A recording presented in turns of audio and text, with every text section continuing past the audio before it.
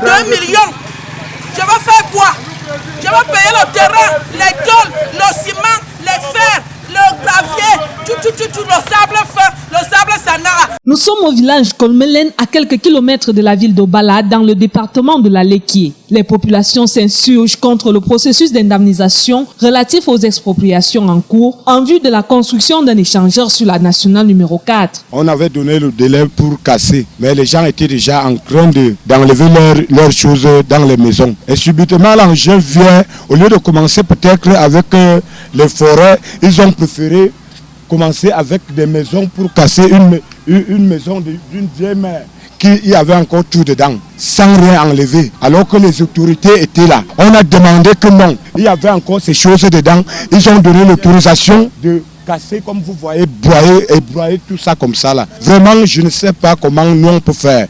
Puisque ici, en commençant avec le chef du village d'abord, puisqu'il était présent, il connaît toutes ces choses-là. Les gens qui ont eu l'argent, ils ont déjà parti faire leur maison.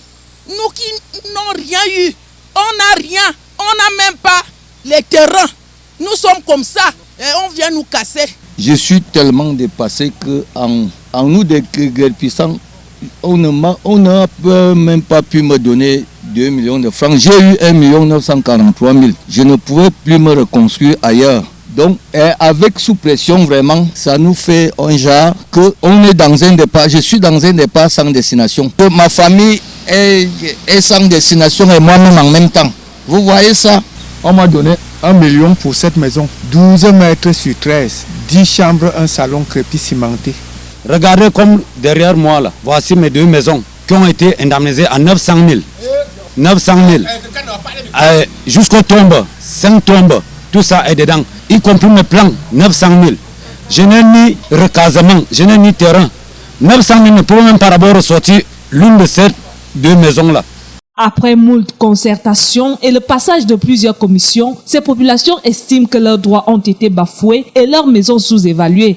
On a évalué notre maison à raison de 2 34 435 francs. Vous pouvez voir derrière moi. Est-ce que cette maison peut valoir le prix que ces gens sont en train de nous proposer?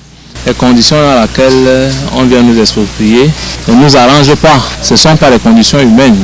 Déjà, de par le début des travaux, les indemnisations, je ne sais pas avec quelle loi, avec quel texte ils nous ont indemnisés. Personne ne connaît exactement la valeur et comment on a indemnisé sa maison. Nous ne comprenons pas où le gouvernement camerounais veut nous pousser à devenir des grands bandits, ou nous envoyer dans la rue.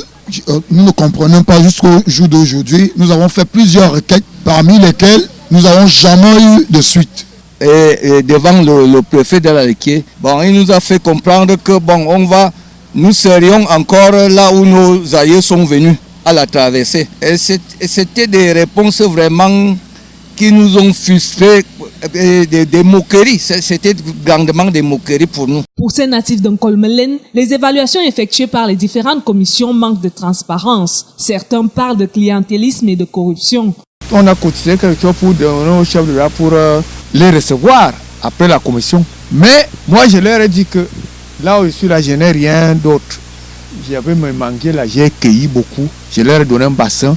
Je ne connaissais pas qu'il fallait donner l'argent après pour qu'on évalue bien ta maison et tes cultures. Bon, à ma grande surprise, comme la maison d'en face là, et mon frère qui est là, Enama, l'albinos, sa maison n'a que sa chambre, celle qui est en terre battue. Le reste, c'est les poteaux. Il n'y a même pas la terre battue. Il a eu 1 200 000. Moi, j'ai 10 enfants, une femme et 10 enfants. On a pris près d'1 hectare de terrain. Je n'ai même pas de recasement. J'ai fait les requêtes. 1 million de francs, je vais loger les enfants où on qui n'ont rien, on a mis leur nom. Qui n'ont rien. Même pas de maison, même pas de... On dit que celui-là a la maison. Je ne veux pas citer les noms ici. Si le connard même vient ici, il va même voir. Il prend la liste là. Il demande au village que toi, ton nom, ta chose, c'est où? Qui monte? Mais nous qui avons les choses, j'ai une famille, je vais loger, je n'ai pas de retard. On a pris tout mon terrain. Je vais faire comment?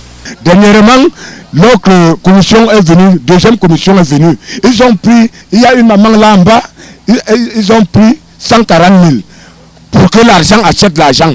Mais finalement, cette maison a coûté 750 000. Il y a les gens qui n'ont pas parti du programme de Nkolmelen, qui sont à côté de nous. Ils ont eu l'argent des 5 millions, les 8 millions. Pourquoi les uns ont eu des millions et qui n'étaient pas dans notre rayon, le rayon de l'échangeur?